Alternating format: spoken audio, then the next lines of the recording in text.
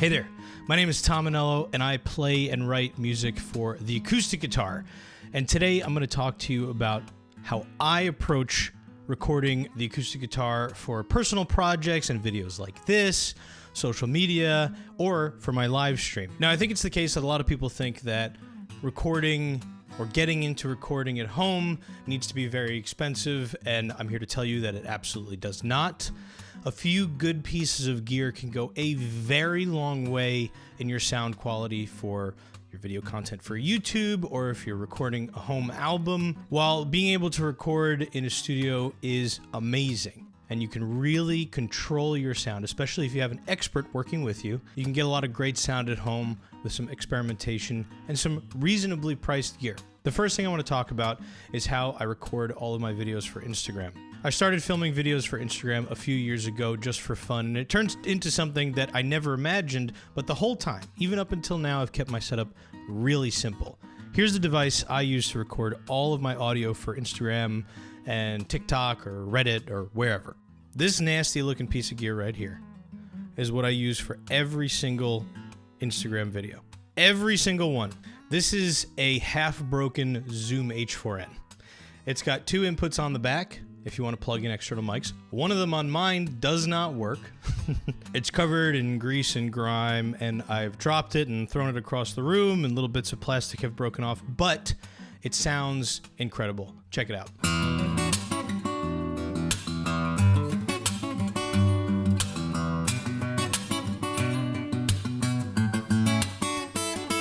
I picked this up barely secondhand, honestly. It's gone through many sets of hands, and I got it for free, but I think brand new these go for about $200. It's got a 1/4-20 mount on the bottom, which means that I can stick this cheap pair of tripod legs on it and put it just about anywhere. And when I'm recording with this, I'm using the onboard microphones, and I'm placing it about 6 inches from the 14th fret of my guitar. To be honest with you, I don't know a ton about recording. I'm not a recording expert. That much has been made very clear to me working with actual recording experts, but I've managed to get some really nice sounds out of this. When I'm shooting videos for social media, this is going to be a crazy admission, but I don't actually import the audio into a digital audio workstation. I edit it all in Adobe Premiere. I've found that the plugins in Premiere, mainly the compression, their reverb, and their EQ, do the trick.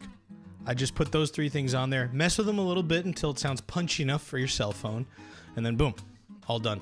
I keep that workflow very simple. If this particular example of the H4n has survived this long, I suspect that yours, with a little bit of actual care, will survive much longer. Now, when I go and record for videos like this, or when I'm live streaming, I prefer a different setup. I obviously have this mic for my talking here. This is just an SM57, which, by the way, excellent for recording guitar. If you're on a really tight budget, you can really make an SM57 work. Not long ago, thanks to Performer Magazine, I was able to get my hands on one of these. This is an AKG P420, and I use this for videos like this, and then for all of my live stream content. This is my guitar mic. Place this microphone, again, about 6 inches from the 14th fret of the guitar. One of the best tips I got was, if you don't have a treated room, which I don't, there's very little in the way of absorption, and if you don't have treatments or foam hanging all over the place, one of the best things you can do to really isolate the guitar sound is play close to the mic to eliminate as much room tone as possible. I've had some really great results with this, and again, I keep my effects simple. I use, as far as plugins go, I use Tal Reverb, which is completely free. I use stock compression from Reaper and their EQ as well.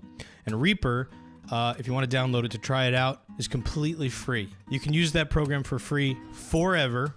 Of course, you can buy it. Get rid of the screen that's always begging you to buy it. And finally, if I want to go record something to release on Spotify, I've approached that a couple of different ways in the past. I've used an at-home setup. The first album that I released, called Homecoming, that I released in 2020, I recorded right in this room with about as much stuff as you see in here. I borrowed a pair of Rode small diaphragm condensers from my brother, and I also used the H4n in the same setup. And I gotta say, the audio came out sounding pretty good. It was less than ideal, but I found a good friend who did the mix and master, and he did some really wonderful work to make that happen. However, I would say for something that you want to have long-term and be really comfortable with, there's very little that can beat a studio environment where you have complete control over the sound. And there's also very little that can beat the expertise of somebody who specializes in recording. So when you're ready to take on your own project, you can do it at home. There's nothing wrong with that. I did, and I'm very happy with the result. But if you can find a way to swing it, getting into a studio for a day to record your acoustic guitar tracks will give you lots of room to experiment with your sound and find the tone that best suits your sensibilities. I try to do everything on a budget with gear that's easy to work with. So I have these relatively inexpensive microphones like the SM57 or the P420 or my Zoom H4n, and I run all of that through a Scarlett 2i2, which I found to be a fantastic interface. Does it have the best preamps? Absolutely not.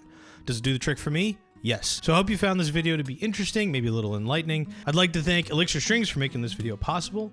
They are my favorite string company, and I use their NanoWeb 8020 bronze. I use the light gauge. Been using these strings for years now, and I'm a massive fan. If you want to keep up with me and see the social media videos I was just talking about, you can at tom.in.boston on Instagram.